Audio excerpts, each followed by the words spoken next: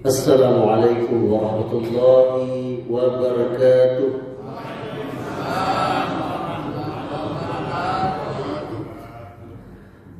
Alhamdulillah alladzi arsala rasulahu bil huda wa dinil haqq liyuzhirahu 'ala ad-din kullih wa kafaa billahi shahida.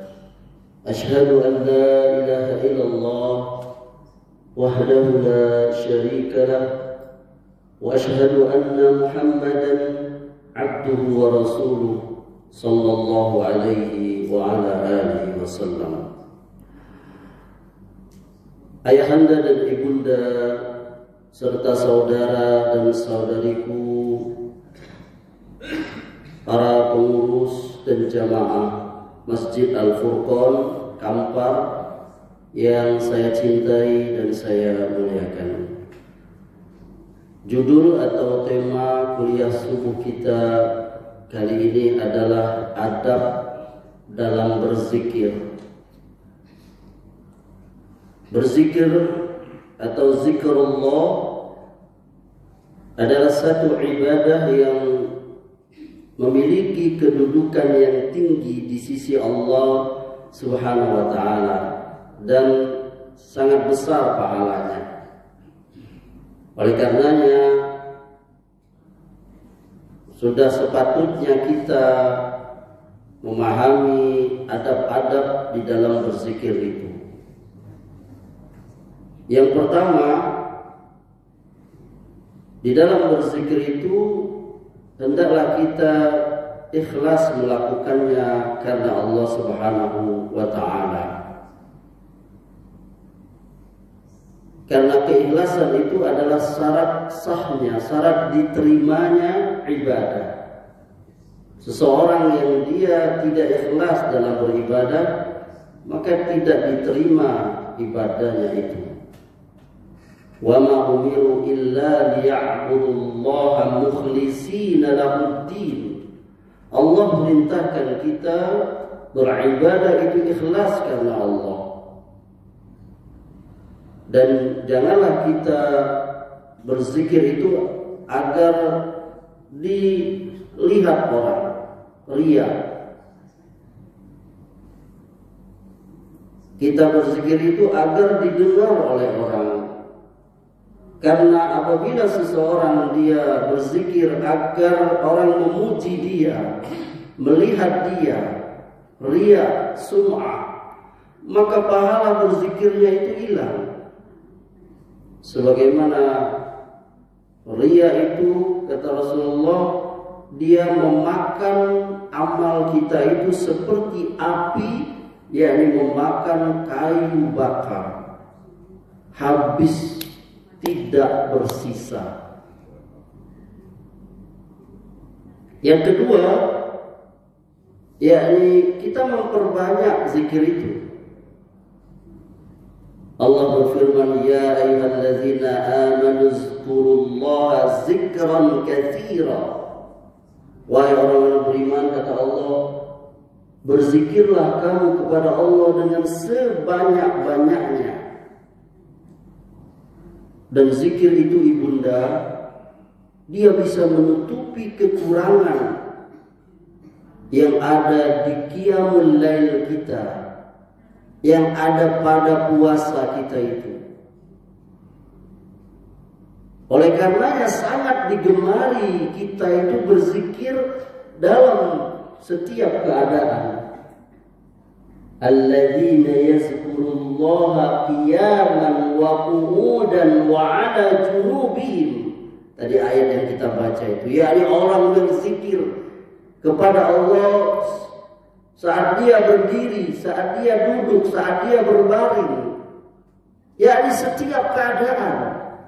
Yakni kita itu di dunia ini kalau enggak berdiri, duduk, ya berbaring.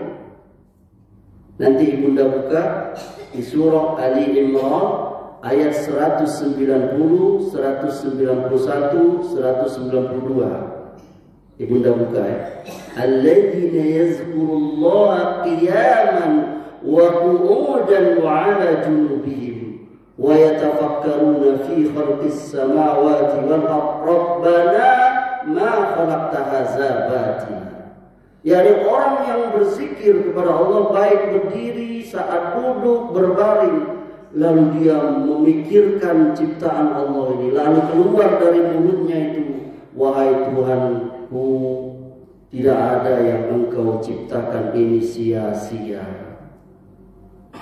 Dan Nabi itu, beliau selalu berzikir setiap saat, dan beliau menganjurkan kita berzikir kapan saja, di mana saja, kecuali lagi buang air. Kenapa? Jadi agar kita bisa banyak berzikir itu, yakni kita mengetahui pahala yang Allah janjikan bagi orang yang banyak berzikir itu. Kata Allah, وَالذَّاكِرِينَ اللَّهَ كَثِيرًا وَالذَّاكِرَاتِ أَعَدَّ اللَّهُ لَهُمْ مَغْفِرَةً وَأَجْرًا عَظِيمًا. Laki-laki dan perempuan yang banyak berzikir kepada Allah, Allah telah sediakan untuk mereka ampunan dan pahala yang besar. Surah Al-Ahzab ayat 35. Di sini orang yang banyak berzikir itu janji Allah, Allah sediakan untuk mereka ampunan, ibunda, pahala yang besar. Amri mau bertanya dengan ibunda, coba tunjuk tangan siapa yang tidak punya dosa. Tunjuk tangan. Yang tidak punya dosa. Ayah anda? Ada yang tidak punya dosa? Saya mau ngasih THR. Gak ada. Oleh karenanya, kalau kita merasa kita gak ada yang gak punya dosa, maka kita berzikir kepada Allah. Ustaz boleh tak sambil dengar ceramah berzikir? Boleh. Lalu apa kiat kita supaya berzikir itu? Yakni selalu membayangkan, yakni kita ini bakal ke surga. Kita mau masuk surga. Kita ini pasti mati. Malam pertama Ramadan kemarin itu ada namanya Pak Kopeng. Dia kerjanya jadi tukang parkir di sedap malam itu, di sekitar Masjid Ar-Rahman, Pindang 77 itu. Mungkin ayah anda ibu sudah pernah lihat bapak pakai kacamata tebal, kurus-kurus tinggi, orang Cina, tulen. 7 tahun yang lalu, saat usia beliau 65 tahun, dia masuk Islam, dan saya Amri yang membimbingnya itu di Masjid Ar-Rahman. Ba'da tarawih, tidak hadir dalam ingatan saya malam keberapa, di awal-awal. Inna lillahi wa inna ilaihi raji'un. Kemarin malam pertama puasa, selesai sholat Isya dan tarawih, kira-kira kurang lebih pukul 11, pukul 23.00, dia nyebrang jalan dari warung seberang arah mana itu, Rasul ini tabrak motor, meninggal. 77 tahun. Dan kata Nabi, usia umatku itu 60-70 tahun. Gak sedikit sekali yang usia di atas 70 itu. Kita ini bakal mati. Pasti itu.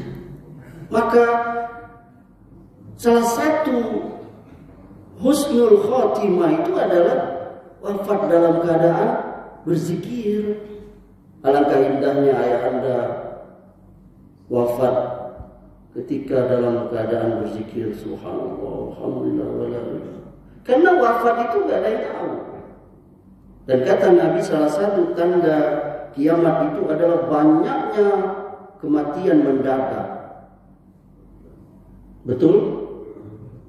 Mati itu bukan karena tua, bukan karena sakit, karena sampai ajal kita. Kullu nafsin za'iqatul. Banyak orang yang sakit bertahun-tahun tidak mati-mati. Banyak. Tapi sehat-sehat. Kemarin itu ada, awal kemarin juga ya, ini yang penyuka permainan sepak bola, Bejo Sugiantoro.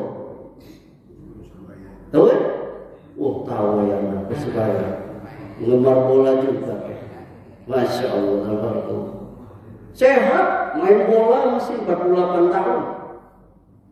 Main bola, kena jantung. Bawa rumah sakit di depan lapangan bola. Meninggal.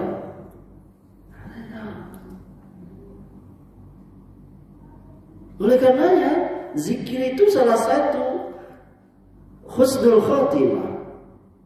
Yang selanjutnya menghadirkan kebersamaan Allah. Kemudian menghadirkan bahwa zikir itu tameng kita dari godaan syaitan. Dan seterusnya dan seterusnya. Ini hal-hal yang bisa menimbulkan semangat kita untuk berzikir itu. Kemudian yang ketiga, menggabungkan antara zikir hati, lisan dan badan. Jadi zikir itu ibunda bukan hanya lisan saja, tapi hati kita berzikir. Yakni kita memahami keagungan Allah. Allahu Akbar. Allah itu maha besar. Tidak ada yang lebih besar dari Allah. Lalu kita memahami segala nikmat itu dari Allah dan seterusnya dan seterusnya. Itu zikir. Lalu dengan lisan kita, bibir kita basah, itu zikir. Lalu dengan badan kita zikir dengan ibadah. Ayahanda ibunda saum puasa, itu zikir. Ayahanda ibunda sholat, itu zikir. Bahkan sebesar-besar zikir sholat itu. Apa kata Allah kepada Nabi Musa yang diabadikan oleh Allah di Quran? Innani anallah la ilaha illa ana fa'budni aqimis sholata li zikri. Kata Allah, Musa, aku ini adalah Allah, tidak ada Tuhan selain aku. Maka sembahlah aku dan dirikanlah sholat untuk mengingatku. Jadi bohong orang ingat sama Allah kalau tidak sholat. Bohong. Pengakuannya dusta. Kalau dia ingat sama Allah, dia sholat. Itu ajaran eling, bukan ajaran Islam. Yani eling itu hanya ingat saja. Itu ajaran eling namanya. Ada yang namanya eling sih kok? Gak ada tahu. Ada yang punya mobil eling sih kok? Oh bukan eling, wuling ya. Yang keempat, berkumpul dan berzikir kepada Allah. Ini sunnah. Nah ini nih, majelis ta'lim ini sebesar-besar zikir. Jadi kita mengingat Allah. Majelis ilmu, majelis ta'lim, majelis pembelajaran agama, ini sebesar-besar majelis zikir, majelis ilmu. Yang malaikat mencatatnya, memperhatikannya. Bahkan orang-orang yang hadir di majelis ilmu itu kata Nabi, didoakan dia oleh seluruh makhluk. Sampai makhluk melata dan ikan-ikan di lautan itu mendoakan mereka, orang yang berzikir kepada Allah itu, yakni menuntut ilmu. Ini bagian zikir. Yang kelima, menangis dan melembutkan hati ketika berzikir itu. Barang siapa yang menangis ketika berzikir kepada Allah, maka ia berhak mendapatkan pahala yang besar kalau dia ikhlas dalam tangisnya itu. Apalagi saat dia sendiri. Ibunda pasti pernah dengar hadis ini. Yakni hadis tentang 7 orang yang dapat naungan di saat tidak ada naungan. Pada saat itu di padang mahsyar, di saat matahari itu jaraknya 1 mil dari kepala kita. Ada orang yang keringatnya sampai mata kakinya, ada yang sampai betisnya, ada yang sampai pinggangnya, bahkan ada yang tenggelam oleh keringatnya itu. Salah satunya orang yang dilindungi oleh Allah. Kata Rasulullah, sab'atun yuzilluhumullahu fi zillihi. 7 golongan orang yang mendapatkan naungan pada hari yang tidak ada naungan melainkan naungan Allah semata. Wa rajulun zakarallaha khaliyan fafadat ainahu. Salah satu di antara 7 itu, yakni seorang yang berzikir kepada Allah dengan menyendiri, lalu keluar mengalir menetes air matanya itu. Ini hadis riwayat Bukhari dan Muslim. Alangkah besarnya pahala ibunda yang menangis di tengah malam saat sholat qiyam lewat sholat tahajud, menangis matanya, sedangkan suaminya tidak tahu. Alangkah besarnya pahala ayahanda sholat minta ampun kepada Allah di tengah malam, mengalir air matanya, sementara anak-anaknya tidak tahu. Dia menangis sesegukan itu. Umar ibn Khattab itu orang yang banyak berzikir, sampai dikisahkan itu ada tanda aliran air matanya itu seperti bekas perahu yang kita tarik di air yang sedang surut. Pernah lihat tak? Ayahanda kalau narik perahu di air yang surut cuman ada apa? Lumpur, bukan berbekas. Subhanallah.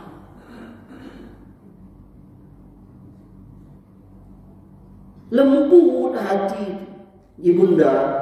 Kalau ibunda punya sifat yakni keras hati, mudah marah, ditegur lagi marah, tidak ditegur marah. Ayahanda juga dimasakkan kering marah, dimasakkan berkuah marah juga. Harus adil ayahanda, jangan ibunda aja. Laki bini pemarah, mukanya muka Ibu Hebri, tidak ada kesejukan. Banyaklah berzikir. Lembut hati itu, lembut. Orang-orang yang masuk surga itu kata Rasulullah hatinya lembut, selembut hati burung itu. Kalau yang suka makan burung, hati burung itu lembut. Dia mudah menangis karena dosa-dosanya. Subhanallah. Yang keenam, merendahkan suara ketika berzikir. Jadi hukum asal berzikir itu ibunda rendah.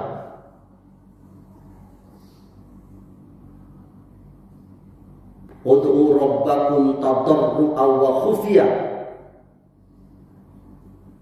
Berzikirlah, berdoalah kamu kepada Allah, berzikirlah kamu kepada Allah dengan rasa takut dan tidak mengeraskan suara. Jadi hukum asal zikir itu pelan, cukup kita dewe yang terdengar. Memang ada zikir yang dikeraskan, ada. Misalnya talbiyah, labbaik Allahumma labbaik, labbaik la syarika laka labbaik, innal hamda wan ni'mata laka wal mulk la syarika lak. Itu dikeraskan, dijaharkan. Atau takbir hari raya misalnya. Kalau istilah kita takbiran, Allahu Akbar, Allahu Akbar, Allahu Akbar, dan seterusnya. Kalau orang yang pula lebaran pula gitu. Itu ujian Al-Qur'an takbir. Ini saya ngasih contoh itu.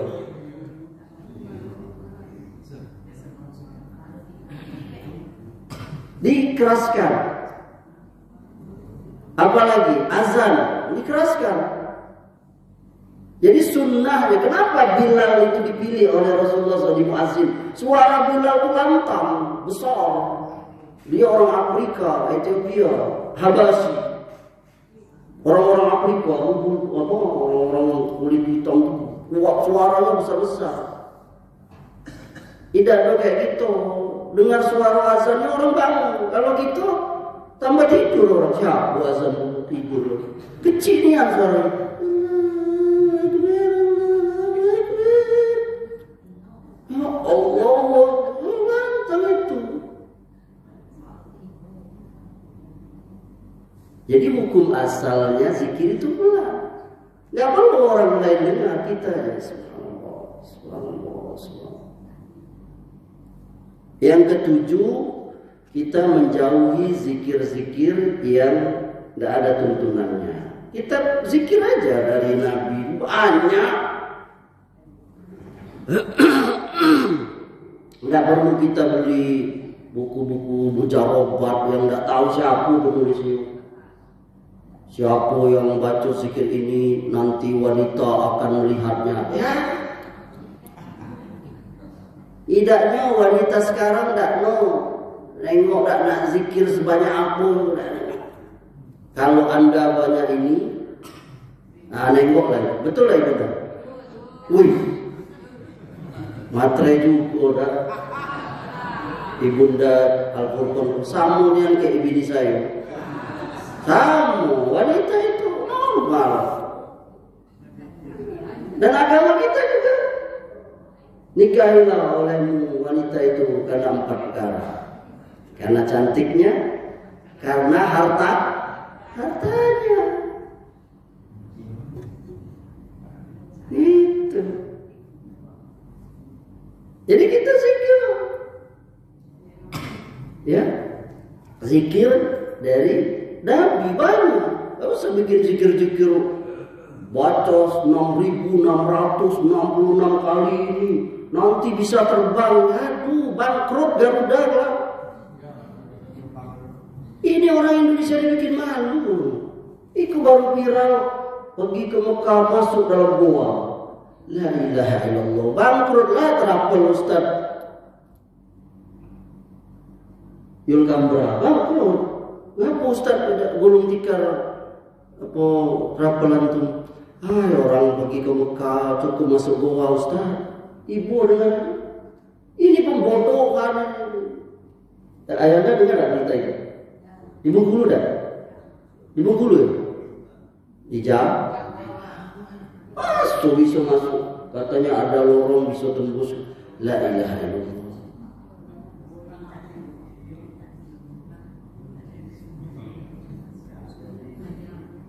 Nah itu zikir. Jangan bikin-bikin zikir sendiri-sendiri. Contoh yang banyak kita nggak tahu tuh zikir lafaz mufrad tunggal. Allah, Allah, Allah, Allah. Itu nggak ada sunnah dari Nabi. Lafaz tunggal Allah, Allah itu. Kenapa? Karena itu nggak ada perintah Nabi, contoh Nabi. Yang kedua, lafaznya itu bukan pujian. Dia harus ada pujiannya. Tidak cukup Allah, Allah. Dia harus Subhanallah. Itu ada pujiannya. Apa subhanallah? Maha suci Allah. Alhamdulillah. Ada pujiannya. Segala puji milik Astaghfirullah. Ada pujiannya. Aku mohon kepada. Kalau Allah, Allah saja apa pujiannya? Sama kayak ibunda apa namanya manggil Amri. Amri, Amri, Amri, Amri, Amri. Tidak ada pujian itu. Betul? Tapi kalau ibunda bilang Amri itu gantengnya, Amri itu gantengnya. Ah itu pujian itu. Misalnya itu, bukan saya siput muji buntut, bukan. Ini contoh supaya ibunda ayahanda paham. Jadi keliru kalau ada orang zikir cuma Allah Allah. Lah mujinya mana? Itu cuma nyebut aja. Kemudian kedelapan, memperbanyak baca Quran. Baca Quran itu ibunda, apalagi di bulan Ramadan ini, sebesar-besar zikir. Kalamullah. Apa kata Nabi ibunda? Man qara'a harfan min kitabillah falahu bihi hasanatu wal hasanatu bi asyri amthaliha. La aqulu alif lam mim harfun walakin alifun harfun wa lamun harfun wa mimun harfun.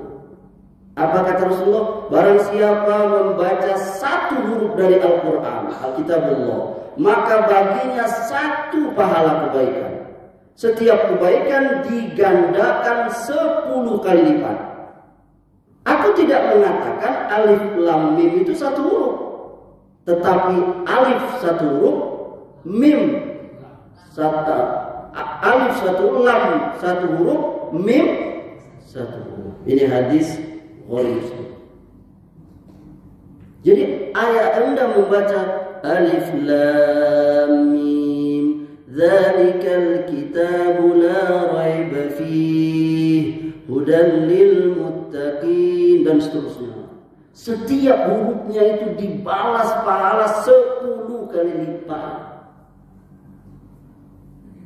Ada tak kekira orang kita kasih duit 1 juta dibalasnya 10 juta? Ada tak kira-kira? Rasanya kalau dibilang tidak ada, kalaupun ada dikit dari yang paling sedikit. Dikasih, kita kasih 1 juta, dibaginya 10 juta. Kita kasih 10 juta, dibaginya 100 juta. Kita bagi 100 juta, dibalikkannya 1 miliar. Ada? Tidak ada rasanya. Kalau bahasa India itu nehi mahabbat, kuci-kuci, apa lu? Penggemar sarukan,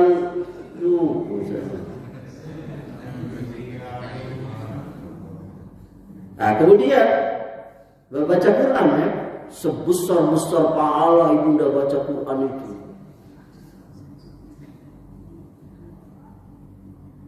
Besar-besar pahala baca Quran itu. Wajib gak bisa baca Quran itu? Membaca Quran itu wajib gak? Tidak.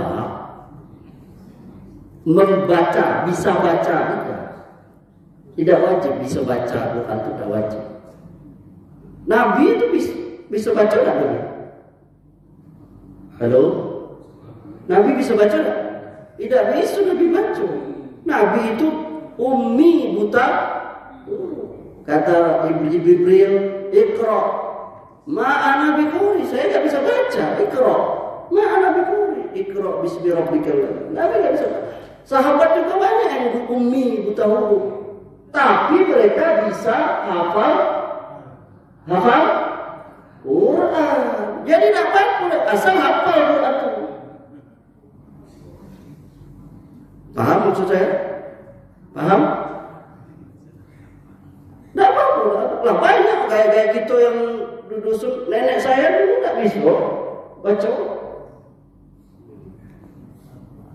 Jangankan huruf Arab, huruf Latin aja tidak bisa. Tapi dia hafal Al-Fatihah. Nah, hafal tidak berarti harus hafal 30 juz. Tidak. La yukallifullahu nafsan illa wus'aha. Fattaqullaha mastata'tum. Allah tidak berikan kita beban yang kita tidak sanggup. Bertakwa Allah semampu kita. Enggak bisa hafal 1 juz, ya 10 juz. Tidak bisa hafal 10 juz, 20 juz. Itu balik ya.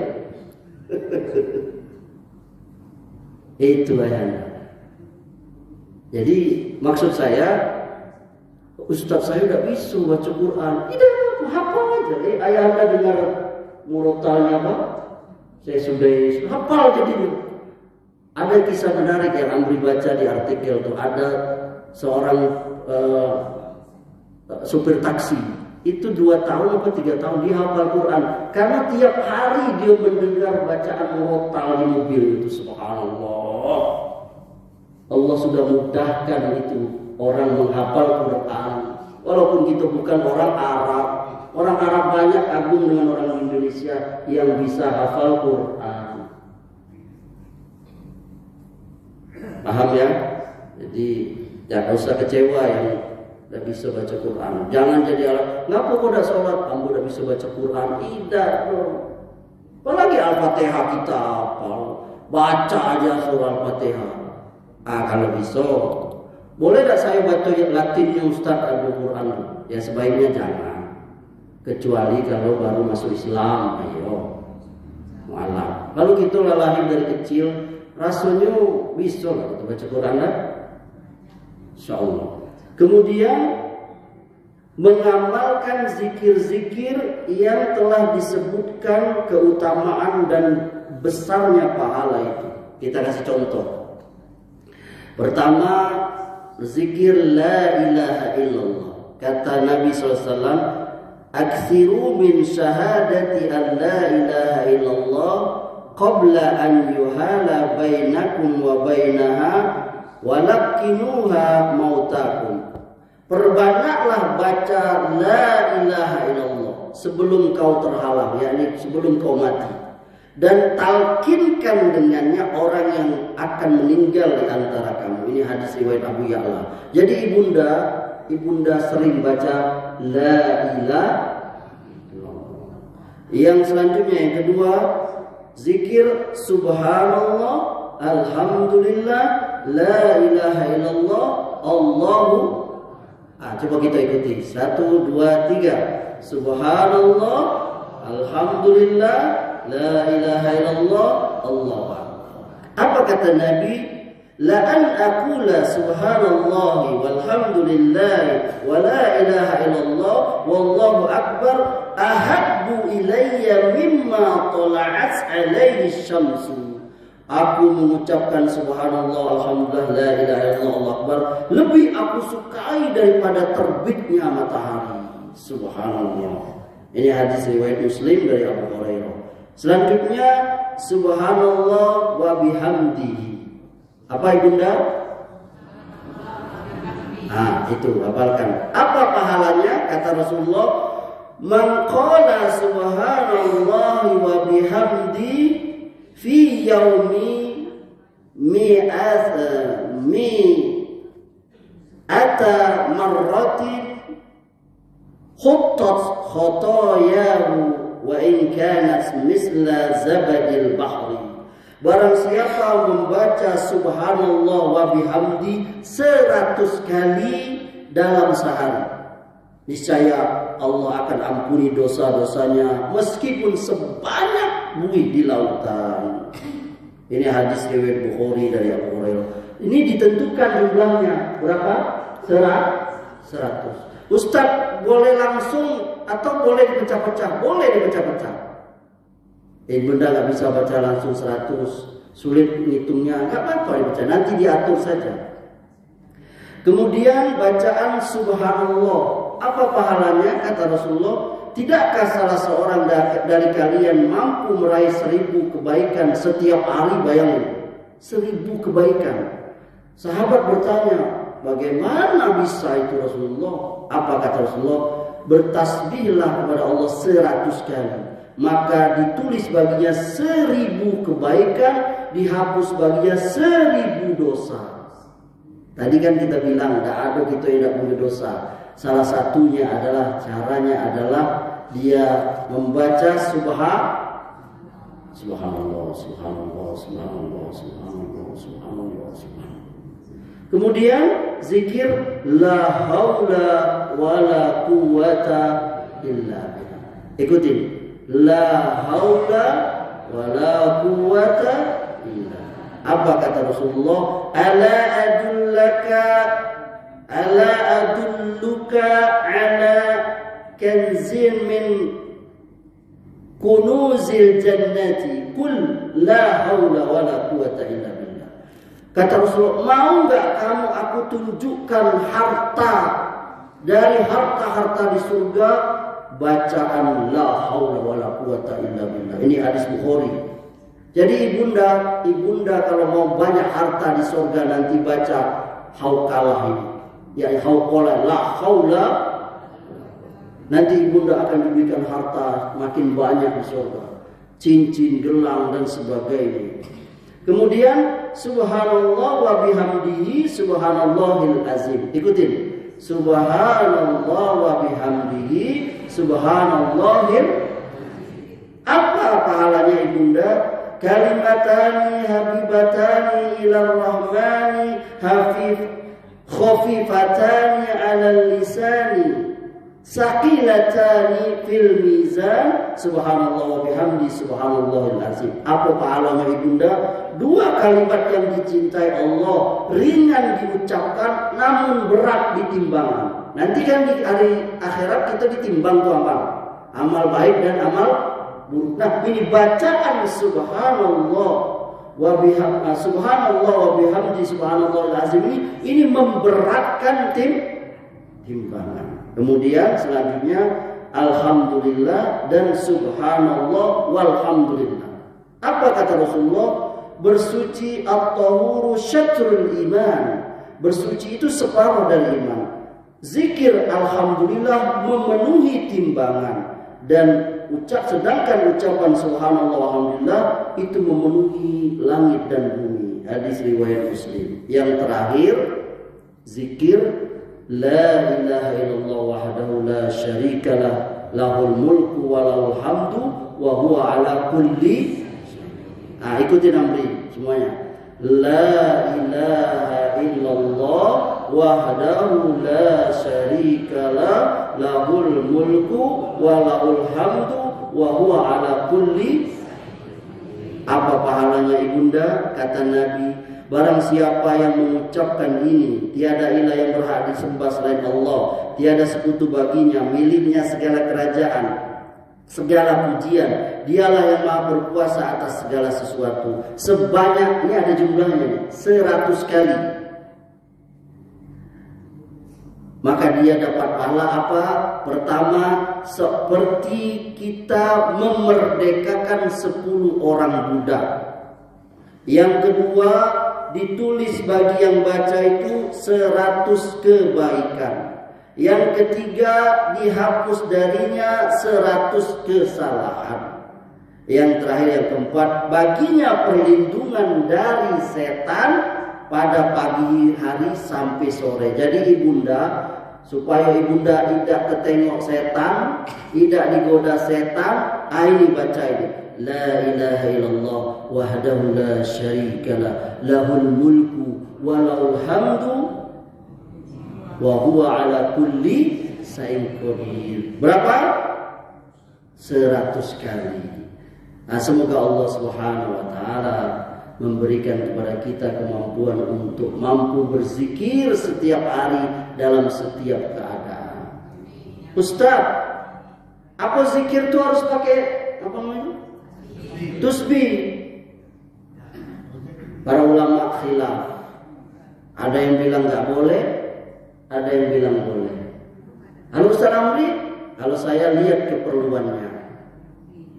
Kalau memang butuh pakai itu, karena mau harus dihitung, itu kan namanya tasbih 100 kabeh. Itu 100 biji kan. Nah 33 tambah 33 tambah 33 ada bentol yang besar itu kan. Nah itu 100. Kalau memang butuh karena tumor galak lupa berapa, tidak apa-apa. Apalagi kalau orang tawaf kan, orang tua kadang lupa ikut tawaf saya berapa kali, makanya butuh alat bantu apalah, nggak apa-apa. Nggak boleh kalau jadi riya. Itu jangan. Kalau gara-gara megang tasbih itu riya, Anda. Apa kabar Pak RT? Ikut gerak terus. Kalau riya ada lebih beda besar. Apalagi kalau jadi syirik. Ya ini apa? jadi jimat gitu apa? Tusbih itu kan itu ayah suka nonton film Susana juga. Itu Susana tuh jadi kuntilanak kan kalau oleh Ustaz dilempar pakai apa? Tasbih. Wow, tidak itu buatan sutradara. Kalau memang tusbih itu bisa meledak kayak film Susana itu, tidak dong. Itu 350 tahun dijajah oleh Belanda. Cukup pakai tusbih. Nah itu jadi boleh saja pakai tusbih kalau yang saya pahami, asal memang ada keperluannya. Tapi kalau jadi ria, apalagi bangga-banggaan, tusbih kau dari mana? Oh ya, buatan Bengkulu kau lah. Oh, Ambona Cino, buatan Batu Gio. Nah, itu jadi ria. Iko hadiah dari Pak Jokowi. Kok jadi Jokowi? Prabowo. Barangkali ini yang bisa saya sampaikan. Hari pun sudah siang. Ayahanda mau cuci piring. Ibunda mau cuci piring. Ayahanda mau kerja. Cukup ya. Gak perlu ada tanya jawab lagi ya. Subhanakallahumma bihamdika asyhadu an la ilaha illa anta astaghfiruka wa atubu ilaik. Wabillahi taufiq wa hidayah. Assalamualaikum warahmatullahi wabarakatuh.